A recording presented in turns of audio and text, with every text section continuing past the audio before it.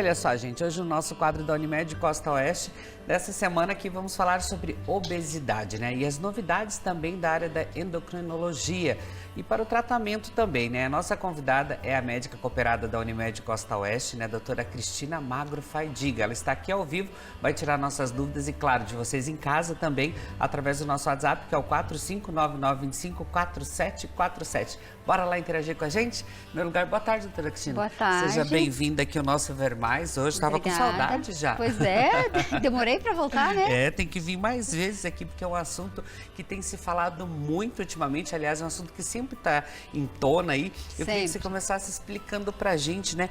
Quando que é considerado, Cristina, obesidade? Então, obesidade é uma doença crônica e ela deve ser tratada como qualquer outra doença. A gente considera obesidade quando a pessoa tem um índice de massa corpórea acima de 30. Então, como que faz esse cálculo do índice de massa corpórea? Então, é o peso da pessoa sobre a altura ao quadrado. Então, digamos um exemplo, uma pessoa que tem 1,60, tá? E tem 60 quilos. Qual que é o índice de massa dessa pessoa? Então, você vai fazer 60 sobre 1,60 ao quadrado. Então, digamos que esse número vai dar 23 alguma coisa, tá? Está dentro do normal. Então, esse índice de massa corpórea, o normal é até 25. 25 a 30 a gente considera um sobrepeso, não é obesidade.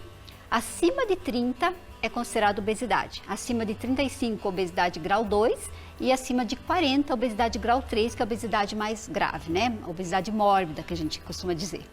Cristina, e qual que é a diferença do sobrepeso e obesidade? Porque ali também fazendo esses cálculos dá essa diferença também, né? Isso, o sobrepeso, o conceito de sobrepeso é um índice de massa entre 25 a 30, tá? E acima de 30, aí é considerado obesidade. E quais os exames que devem ser feitos, doutora Cristina, para ser diagnosticado a obesidade? Na verdade, o diagnóstico de obesidade é puramente clínico. Então, você vai examinar o paciente, vai ver a altura, vai ver o peso, aí você vai dar o diagnóstico clínico de obesidade. Não tem nenhum exame de sangue para dizer, né, se a pessoa é obesa ou não. Então, você usa esses cálculos. Existem alguns aparelhos, como a bioimpedância, que mede a composição corporal, assim como outros, a densometria. Mas o mais comumente usado em consultório é a bioimpedância, porque às vezes você tem um índice de massa corpórea, por exemplo, 28, mas é uma pessoa com muito músculo e pouca gordura. Então, essa pessoa não é nem sobrepeso. Então, a gente vê a composição corporal, na verdade, é até mais importante do que o peso em relação à altura, tá? Doutora Cristina, e assim, é mito ou verdade que problemas hormonais eles podem causar a obesidade? Porque essa é uma dúvida que muitas pessoas têm também, né? O mito, na verdade, é achar que a grande maioria das causas de obesidade é por problema hormonal. Isso é mito, sim, né?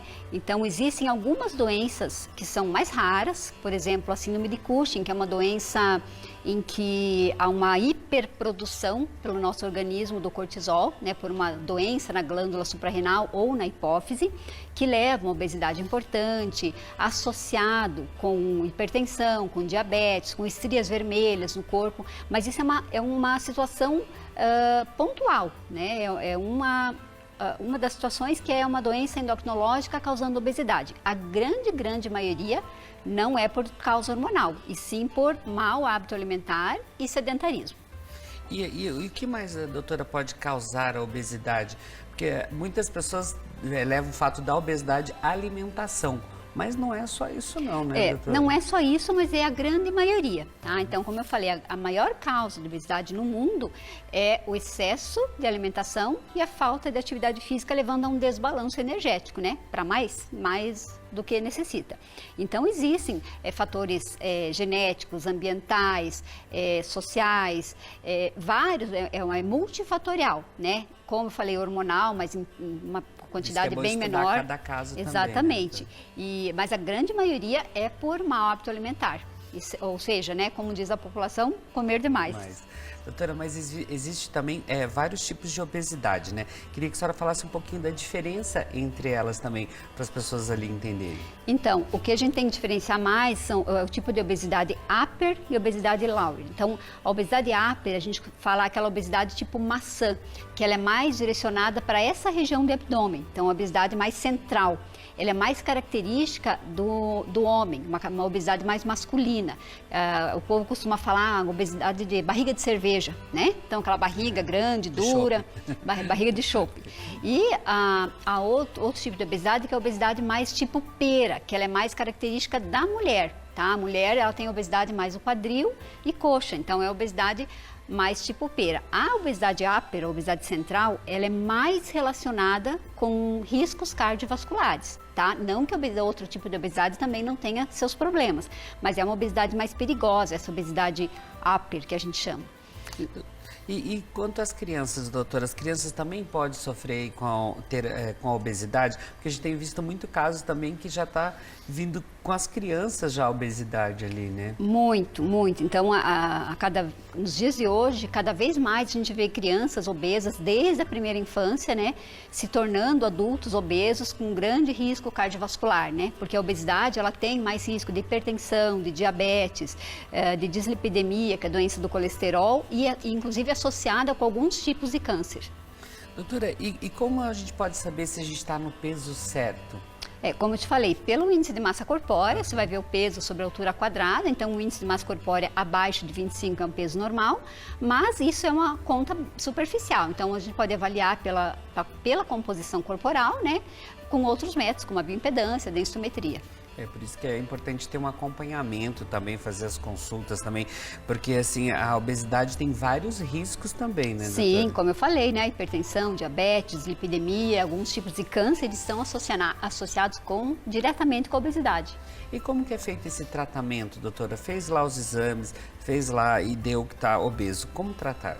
Então, sempre o tratamento da obesidade, o verdadeiro tratamento da obesidade é aquele tratamento multidisciplinar, que envolve uma equipe com nutricionistas, o endocrinologista, psicólogo, educador físico. Então, nós temos um programa lá na clínica, que é um programa chama Informa, não sei se você sabe do Em Dia, que é o nosso programa de diabéticos. Isso acontece em novembro, Isso, né? todos novembro, há 17 anos a gente tem o Em Dia, nós temos o Informa. Agora, o Informa é só para pacientes com sobrepeso, com obesidade, que envolve toda uma equipe, tá? Nutricionista, educadora física, eu. Então, esse paciente, ele é visto semanalmente, né? Ele recebe uma cartinha, ali a gente coloca os dados dele, vai semanalmente ver a cintura, ver o peso. Controle. Tem a nutricionista que vê esse paciente a cada 15 dias, eu vejo cada semana a evolução. Se for usar algum medicamento, eu acompanho mais de perto, porque é comprovado que quando você faz um tratamento multidisciplinar e um tratamento mais próximo do paciente, ou seja, que ele seja visto mais vezes e não num período muito longo de tempo, é mais comprovado que o resultado dê certo. Além disso, o importante que eu sempre falo para os meus pacientes, né? Não faça nada que você não vai conseguir manter. Porque não adianta só perder o peso. O grande problema é você conseguir manter o peso perdido, que hoje é o nosso foco principal. Porque a gente pega muitos pacientes que perdem peso uma vez, aumentam de novo, aí fazem dietas loucuras, tomam essas fórmulas misturadas de um monte de medicamento, perde peso rapidamente. Aí o corpo, ele se defende, ele ativa alguns mecanismos de defesa que faz com que essa pessoa engorde muito depois. Então é isso que a gente tenta conscientizar nesse nosso programa O Informa, né? Perder peso de uma maneira correta, saudável, gradual, para conseguir manter depois. Essa é a principal meta. E, doutora, e quais que são as novidades na área da obesidade que vocês estão levando para esse programa agora também? Na verdade, existem medicamentos, tá? Medicamentos já clássicos tem no mercado brasileiro e tem alguns medicamentos que estão chegando agora no Brasil, que já são liberados nos Estados Unidos, na Europa, que é a tirzepatida, o nome comercial vai ser Mounjaro, que é uma das medicações que foi comprovadamente superior a todas já estudadas. Então, esse medicamento vai ser injetável, subcutâneo, semanalmente, semelhante com o que a gente já tem no mercado, mas é uma potência bem maior. Nós já temos aqui o Ozempic, aquelas famosas canetas de emagrecimento, então o que vai chegar agora, já iria para estar no mercado brasileiro, é o Wegovy, que é o próprio Ozempic, mas numa dose maior, que é específico para obesidade, e um outro medicamento que é o Contrave, que é uma associação de duas medicações que nós já usamos aqui no Brasil separadamente, mas ela vem associada no mesmo comprimido. Então essas são medicações que são novidades que estão chegando, mas a gente usa muito essas outras medicações mais clássicas e cada paciente vai se adaptar melhor com um tipo de medicamento, né? Então você tem que avaliar cada um muito individual para ver qual medicação vai ser mais adequada para aquele paciente. E o importante é sempre fazer com acompanhamento médico, gente. Não é porque, meu vizinho usou, a minha amiga usou, fez bem. Não, sempre com acompanhamento médico, principalmente esses medicamentos aí. Porque como a doutora falou, cada caso é um caso.